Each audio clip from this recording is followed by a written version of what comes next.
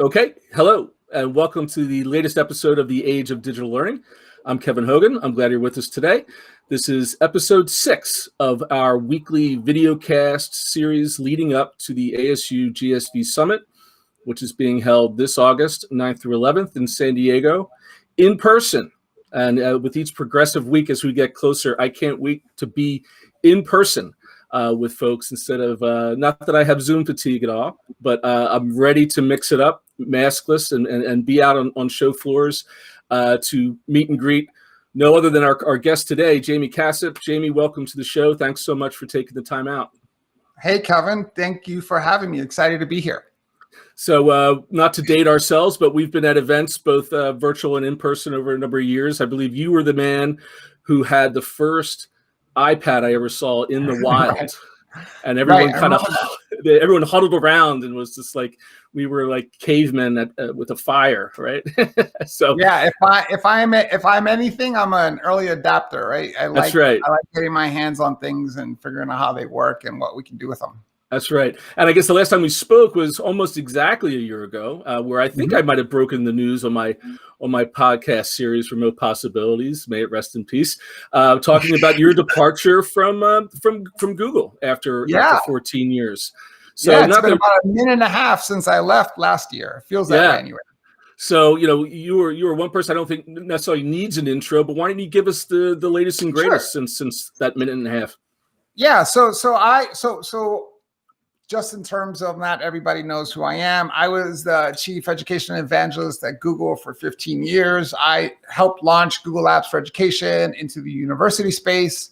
I helped launch, that was back in 2006. I launched Google Apps in the K-12 in 2008, 9. And actually that meeting where you saw the iPad is where I actually met a guy by the name of Steve Nelson, who was the head of technology integration and education for the state of Oregon. And that's where we started our conversation about bringing, Google Apps, that was called at the time, to Oregon. So that's where it all started. And so that all that connection. And then, the crazy idea of launching Chromebooks into education a couple years after that. And so I did that for a while and, left. We had 100 million users using these tools around the world. We had, 50 million Chromebooks out there. And I left last June for a lot of different reasons. But even, the plan, obviously, you don't just one day decide to leave. This plan has been in motion for about a good year. And I actually left because I wanted to focus more on how do we use technology, how do we use tools to really, double down and narrow on diversity and inclusion and access and those issues.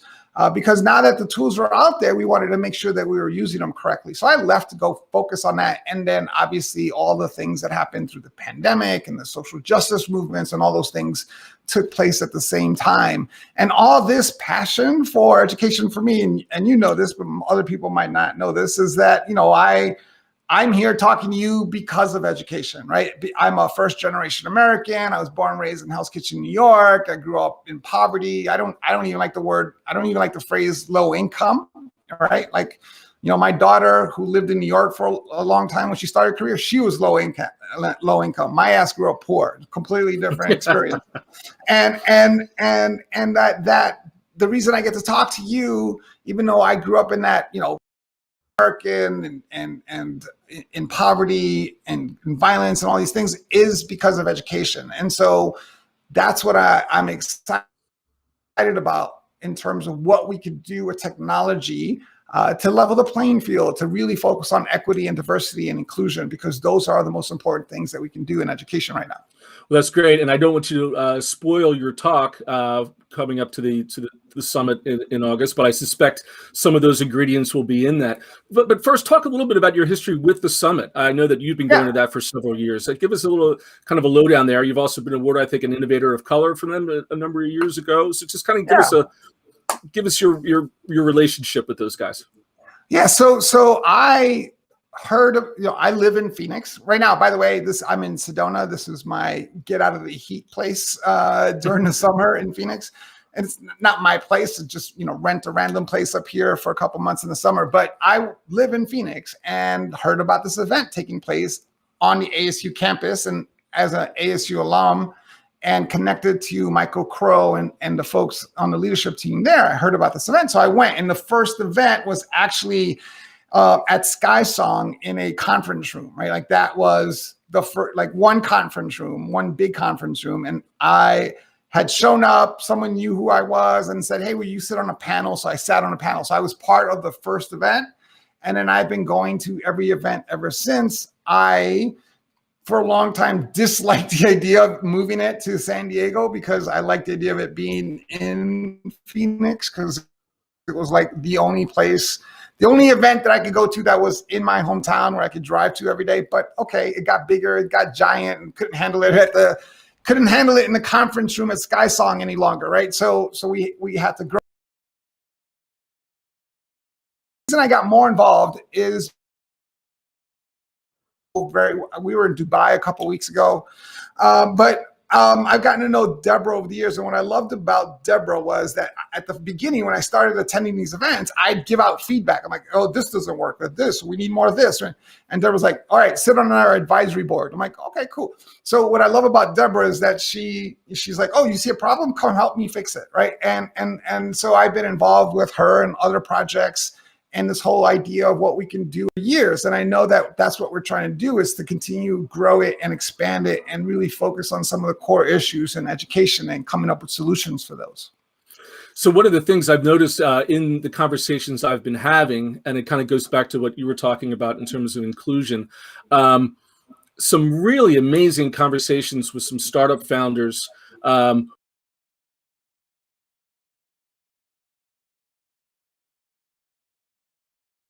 all parts, all 7 continents, really. I mean, maybe Antarctica's out on the list, I'm not sure. But just some really amazing stuff. And you mentioned that you were in Dubai. The tone of this summit truly is one that is international, right? Some other events that we both attend claim to have some international aspects to it. Not so sure, and it certainly doesn't compare to the participants who hopefully will be able to get in, considering pandemic protocols. Talk a little bit about your thoughts around that. Yeah, so I think it's the opportunity to bring together views from all different parts of the world when it comes to education, because we have very unique issues and problems across the world, and we have some commonality when it comes to some of those problems. And so some of the solutions might or might not work in different parts of the world. And so it's great to come in and have discussions about those and talk about those things. And so that's what's exciting about the event. And as far as speaking, you mentioned speaking, one of the things that came out of my relationship with GSV is that Deborah puts me on the agenda every year, right? So no matter what, she doesn't ask me what I'm going to talk about. She doesn't want to know what I'm going to, she just gives me a slot to speak at every event. And what the challenge of that is that every year I got to come up with something else, right? I can't go and do the same talk I did last year, or I can't. So I've been using it as my goalpost, as a place where I can bring new ideas and new thoughts and new things that I've been talking about and share them at GSV with that audience. And so that's what I love about this event for me personally, is that I get to go and share some of the latest talks and some of the latest thinking that I have around some of the issues that we face in education and in corporate America as well, right? I spent 15 years at Google. It's not like I don't have all my experience isn't just in education. It's in how do you run organizations and how to make them effective and efficient, and how to make sure we're focused on the right issues inside our companies. And so it's that combination of things that I'm probably going to focus on this year. Well, let's get into the weeds a little bit. Yeah. Give me, let's go from 30,000 to, let's say, 15,000. I'll say this. I'll say there's 2 main things. Like I'm sure you and everyone else is sick and tired of talking about the pandemic, right? And I joked when we got on, when we were doing the pre-flight check stuff, and I said, as long as you don't say, in these unprecedented times, right? Like it's one of those concepts, one of those ideas that comes up all the time. Yeah. Totally get that people are tired of that and fatigued of listening to that. There's that great Saturday Night Live skit that they did where people are at a party for the first time and all they're talking about is so what vaccine did you get? I got the Pfizer. What about you? Yeah, I got the Pfizer too, right? And so it's like there's nothing else to talk about because we've all been inside for the past year. But here's the thing about so one is the pandemic, but let's look at it from an educational perspective. One is it's an amazing opportunity to look at education and say what works, what doesn't work, what can we do differently. It's an amazing opportunity to look at access and equity issues and realize that not everything is on the same level field, and that what we can see clearly is that we have access issues, we have equity issues. It's an amazing opportunity to look at what it is that's important to our students, both in K-12 and higher ed, right? Like in higher ed, we haven't talked about higher ed. GSV is for both higher ed and K-12, but in higher ed, for example, there's an understanding now that, hey, you know what? It's not all about our majors and our classes, that it's about experiences that our students have, and the students are missing those experiences. And so it's an opportunity to look at the pandemic and say, what is normal? What can we go back to? We can do a start, stop, and continue exercise. What are the things that we need to start doing now based on what we've learned? And so I think that's one thing that I want to focus on, which is the opportunity that we have in front of us. And I think I might spend my time on this talk talking about one of the things that nobody talks about is the value proposition of higher education. And, we won't go into the details, but I believe strongly that there's a huge value proposition in higher education, and most institutions aren't talking about those things at all, right? So that's one thing. And on the other side, the whole thing around social justice and equity and diversity and inclusion. Yes, those of us who are people of color, we're like, oh, hi, nice to meet you. Welcome to the party, right? Like this is something that we've been talking about for a couple generations now, but it's nice to see that you see it now too, right? And so here's an opportunity to say, what can we do about it? What are some of the things that we can do? And, we were talking earlier about like some of the issues when it comes to access, for example. And yeah, there's huge access issues when it comes to our communities who need access, and there's students who don't have access to the internet, or, we define as access to the internet because one person in a household happens to have a phone, and that's what we use as to define access. And there's a huge difference between a phone and a MacBook Pro, right? There's just huge differences between those two things. And so, yeah, access to technology, access to the internet, access to high-speed broadband, huge issues. But in my opinion, those are temporary problems. Those are issues that aren't as important as the bigger issues that we need to deal with when it comes to equity, access, and inclusion in education. We need to go deep. We need to go into the core of things, right? And we need to understand that our students, especially our students of color, are having a completely different experience in education than our white counterpart students. And what do we need to do to help balance some of that? And what do we need to do from a professional development perspective to help teachers give them the tools and the skills to be able to focus on this? Because everything from individually as a teacher, understanding kind of your core views and the way you look at the world, and understand that our students have a completely different view of the world.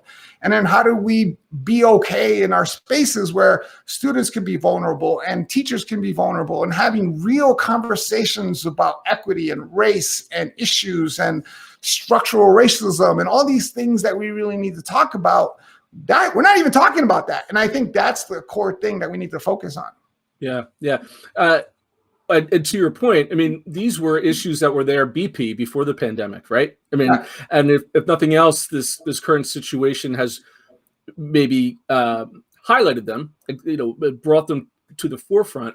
And so if nothing else, I mean, there seems to be an attention by corporate America. There seems to be an attention more specifically with the ed tech industry. I mean, to give them their props in the first weeks and months, there was almost kind of a first responder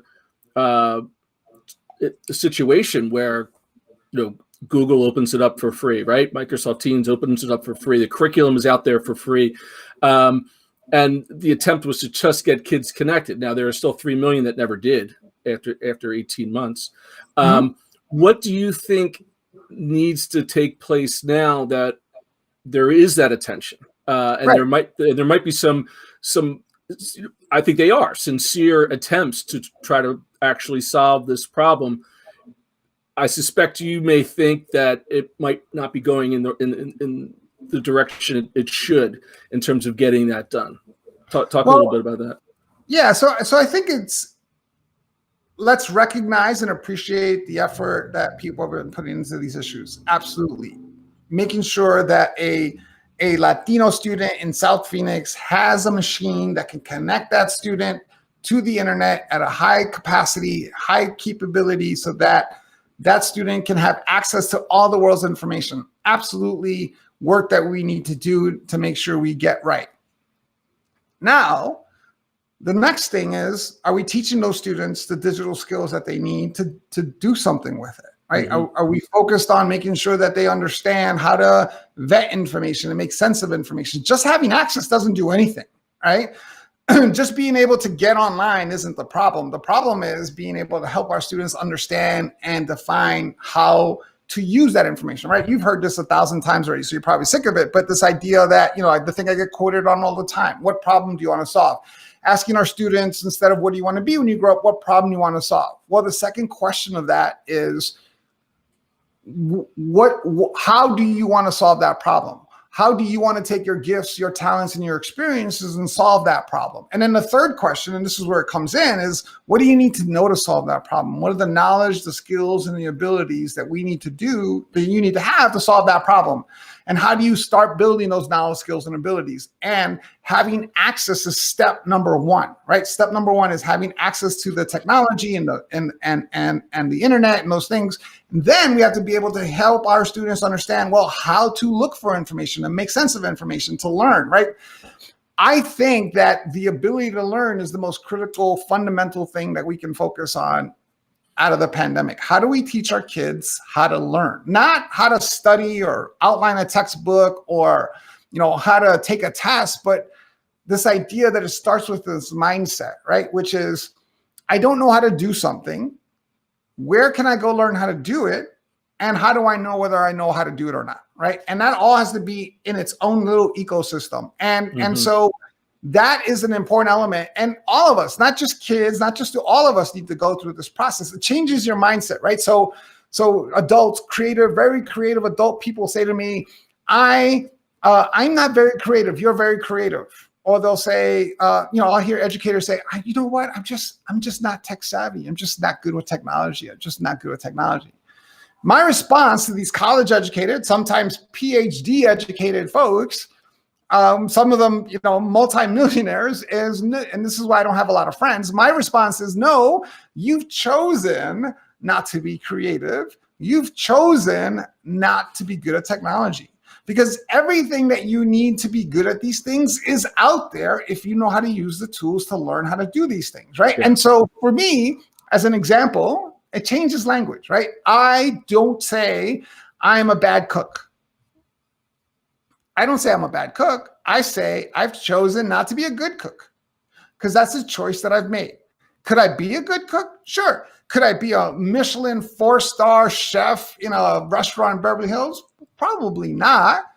But I could be a good cook. I've just chosen not to spend my energy and time on that. And so it changes your mind. It changes your mind shift to think about things in terms of like choices. Now, that's a great setup to what we want to do. Now let's get into real inclusion and diversity issues. In addition to all that we have to do for our students, I want to make sure that our students can see themselves in the material that they have access to, that our students are looking at mirrors, that they can see their view, they can see their culture, they can see who they come from. Because one of the biggest problems is that we take students, especially students of color, and we put all this curriculum in front of them. And you know what? None of that looks like them. None of that is related to them. None of that makes sense to them. And then we say, oh, look, you know what? You just can't get this material. As opposed to really diving into diversity and inclusion issues and realizing that what we need to do is create mirrors instead of windows. And in windows, we have students looking into somebody else's experiences, as opposed to being able to see in mirrors their own experiences. And so how do we do the real work when it comes to diversity and inclusion to make sure that our educators have the skills? Because it's not about just bringing teachers of color into the classroom. That's part of the solution.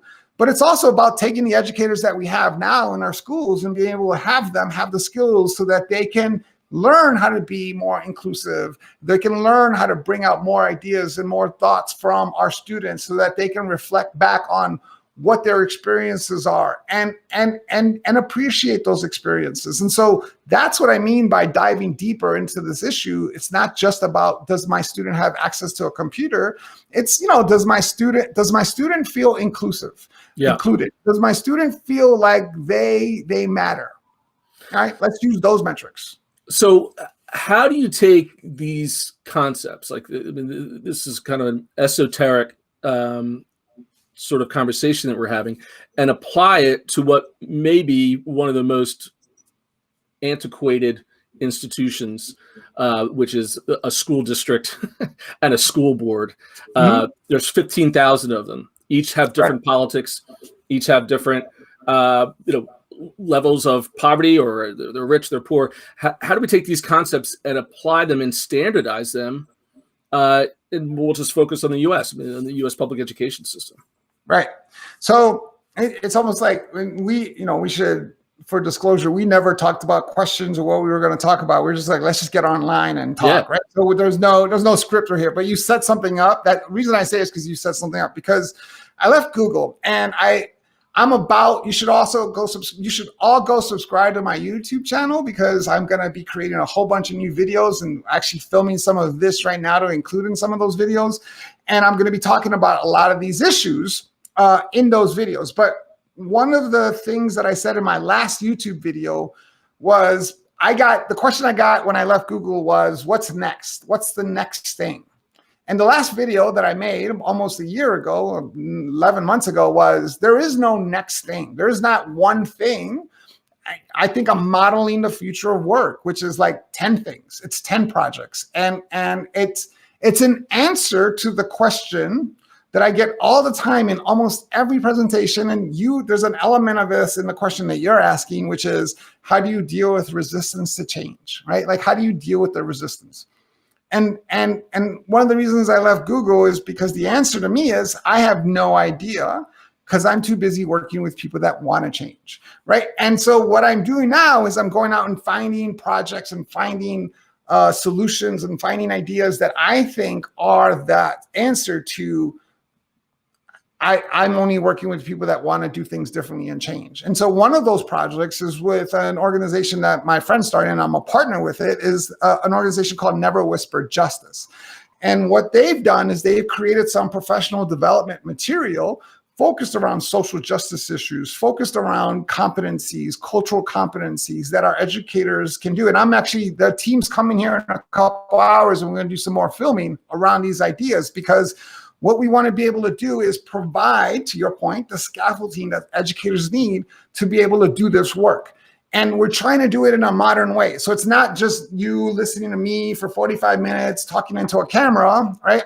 We're trying to do it in a very cinematic way, kind of like how you see here. We're trying to do it so that you take a 45-minute piece of content and you break it up into 5 minutes and do little video segments with discussion questions and with resources and with opportunity to assess yourself, to be able to do those things. And so we're building that content out that school districts can go then and plug into what they're doing with professional development. And teachers can do it at their own time, at their own pace, and be able to go back in and see a specific clip of a video instead of trying to search through it. You ever try to search through a 45-minute talk for that one sentence or that one paragraph? We're trying to break that up into very chunkable things that our educators can do. So to answer your question, and we're not the only one, but it's finding those efforts. Finding efforts where someone like us, like Never Whisper Justice and Front Lines of Justice and all the work that we're doing in this space, and saying, oh, this is a cool tool to plug in to what we're doing with our educators, so our educators can start educating themselves on what are social justice issues. I did a whole video around this whole idea of what problem you want to solve from a social justice perspective and why it matters. And this whole idea around core competencies, core cultural competencies that our educators should have, everything from starting with your own view of the world and understanding that you might look at the world differently than the students that you have in your classroom. And then saying, okay, well, our students have different views. How do I create an environment where they can express themselves and be vulnerable and talk about their experiences? How can we create an environment where I can use those experiences and those stories to shape what education we focus on so that our students can drive some of that learning? So there's by no way should we just go to school districts and say, hey, you guys should be doing D&I. You guys should be doing more diversity and inclusion without giving them the tools. So, I'm not going to say you should go do more diversity and inclusion professional development training without being involved in professional development training around inclusion and diversity, because I want to be able to provide those solutions as well. So that's an example of some of the work that I think we can do in schools. And I haven't even started to reach out to school districts and superintendents that I know and to say, hey, look, this is what we're building. Are you interested in this? But I'm excited by what we're doing here. And that maybe because of this great beta test that we've had the past 18 months, where even the most resistant educator that you talked about before is, I'm not a techie type and I can't do this. They learned how to use these platforms and these tools, whether they liked it or not, right? I mean, there wasn't any choice. Now they had those skills, and maybe they're discovering the fact that they can use these tools for their own personal and professional development. And I like that idea of the snippets. I keep hearing more and more about kind of the Netflix of education, right? I mean, just put these things into bite-sized chunks, and you're not getting your professional development in a classroom 2 days before the first day of school. You can go and access it at your leisure at home, and that is all great stuff. I know the toughest part of this conversation was going to be to end it, but we are coming up on our 30-minute mark. To finish up, maybe you can kind of give us a what I hope to be a glass half full kind of look at the next 3 years. I mean, if in best case scenarios, your plans, where do they put you and where do they put the state of play in education and say by the time these freshmen in high school are graduating from high school? Right. So let me try to do a 2-hour talk in about 2 minutes. Okay. So this is what it comes down to for me, right? And this is kind of framing what I've been talking about lately, which is this idea that we are, you mentioned Zoom fatigue earlier, we are in a digitalized era, right? That like computer science, artificial intelligence, machine learning, AR, VR, automation, robotics, all of that, quantum computing, we are in that phase now. But here's the thing we don't think about. We are literally at the very, very, very, very, very, very, very beginning of it. We are cavemen and women. And I'm not going to get into the details. I talk about the story in some of my presentations, but this idea of like the breakthrough that Google had with quantum computing and being able to take a mathematical equation that would take a supercomputer 10,000 years to process. Google did it in 200 seconds, and what the impact of that means and where we're going with that. So we're at the very beginning of this. And so what that means is if we have that understanding that that's the future, then what we really need to do is make sure that we're not teaching our students things that machines can do better, and instead gives us an opportunity to really double down, triple down, and focus on human skills. Problem solving, critical thinking, collaboration, the ability to learn, creativity. Those are, and I don't call, we used to call them 21st century skills, right? And we're 21 years into the 21st century and we're still saying 21st century skills, right? So it's the ability to say those human skills are the most essential things that we can focus on. So when I look at my 6-year-old, and she goes to first grade next year, I want her to know how to read and advance by the end of the year. I want her to know how to write and advance by the end of the year. I want her to look at math, not as a subject, but as life, because that's the way we talk about it, how it's part of everything that we do.